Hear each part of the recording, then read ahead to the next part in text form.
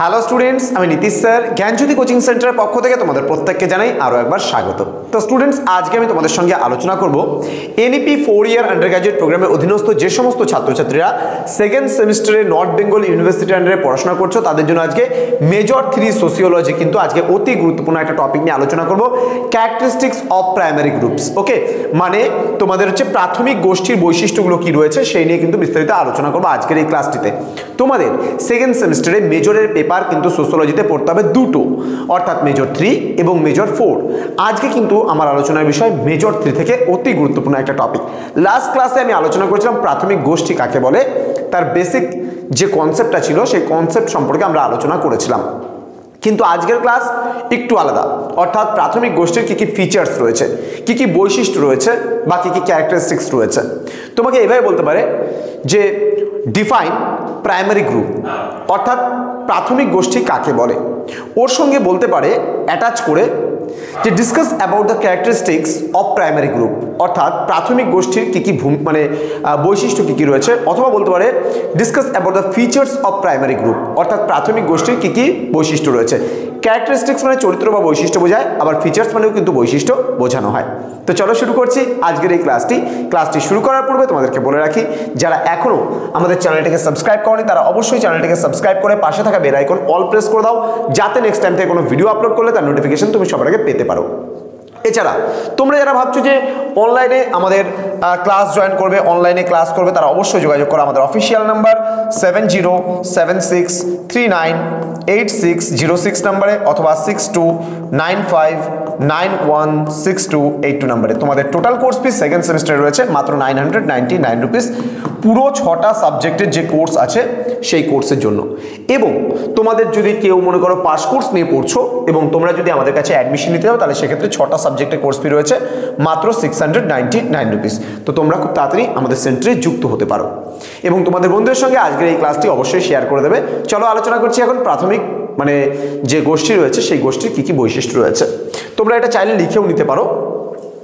দেখো, বেসিক্যালি প্রথমে যদি আমরা দেখি, খুব ভালো করে লক্ষ্য করি বিষয়টা, তাহলে দেখবো আমরা প্রাথমিক গোষ্ঠীর বেশ কিছু বৈশিষ্ট্য রয়েছে। আমি আজকে শুধুমাত্র অল্প জাস্ট বেসিক কনসেপ্টগুলো তোমাদের ক্লিয়ার করাবো।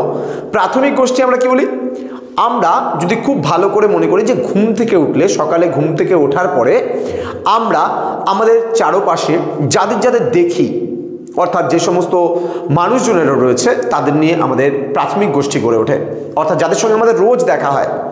যেমন আমার পরিবারের সদস্য, তাহলে পরিবার হচ্ছে একটা প্রাথমিক গোষ্ঠীর মধ্যে কিন্তু পড়ছে।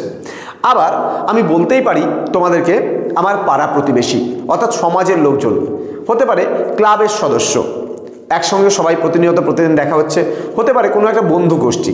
এইভাবে করে আমরা কিন্তু এদেরকে প্রাথমিক গোষ্ঠী বলছি। তো প্রথমত আমি বলবো দৈহিক নৈকট্য, অর্থাৎ প্রাথমিক গোষ্ঠীর যে সমস্ত সদস্যরা রয়েছে তারা কিন্তু একে অপরের কাছাকাছি অবস্থান করে এবং পাশাপাশি অবস্থান করে। কি বলেছে দেখো, প্রাথমিক গোষ্ঠীর সদস্যদের মধ্যে দৈহিক নৈকট্য বা মুখোমুখি সম্পর্ক স্থাপিত হয়, অর্থাৎ প্রাথমিক গোষ্ঠীর সদস্যদের মধ্যে দৈহিক নৈকট্য একটি আবশ্যিক বিষয় এবং এই সম্পর্ক দীর্ঘস্থায়ী প্রকৃতির।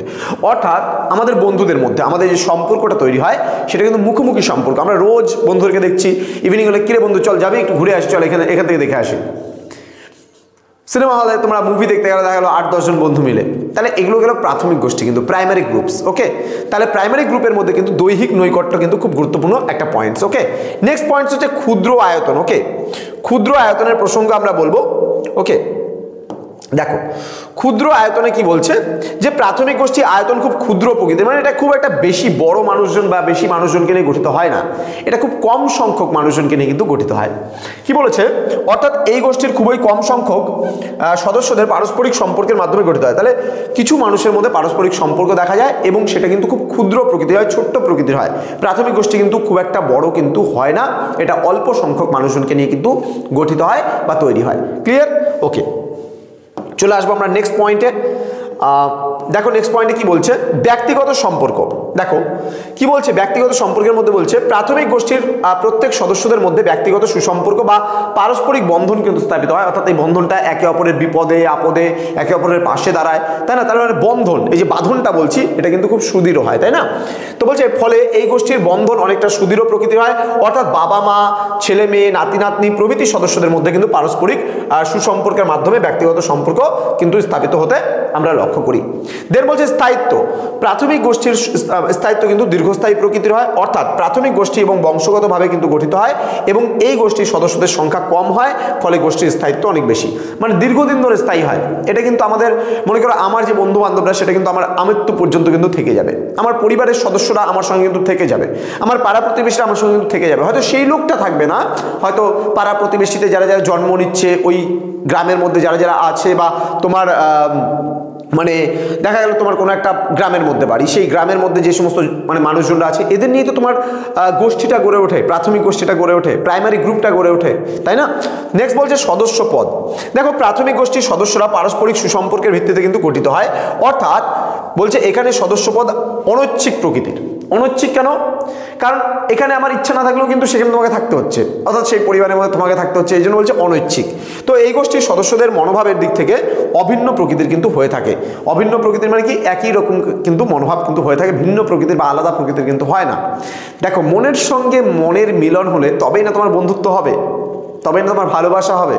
তাহলে এই জিনিসগুলোকেই কিন্তু এখানে বলা হয়েছে যে সদস্য পদ তারাই পাবে, অর্থাৎ যাদের মতামতগুলো অভিন্ন প্রকৃতির, মানে ভিন্ন বা আলাদা নয়, যারা একে অপরের সুখ দুঃখে, যারা একে অপরের কাছাকাছি অবস্থান করছে, তাদেরকে আমরা প্রাইমারি গ্রুপ বলছি।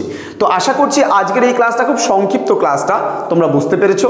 যদি ক্লাসগুলো ভালো লেগে থাকে আমাদের, তবে লাইক, কমেন্ট, শেয়ার, সাবস্ক্রাইব করতে একেবারেই ভুলবে না। বন্ধুদের সঙ্গে ভিডিওগুলো প্রতিনিয়ত শেয়ার করবে, যেন তোমাদের বন্ধুদের কাছে ভিডিওগুলো পৌঁছাতে পারে এবং তারাও উপকৃত হয়।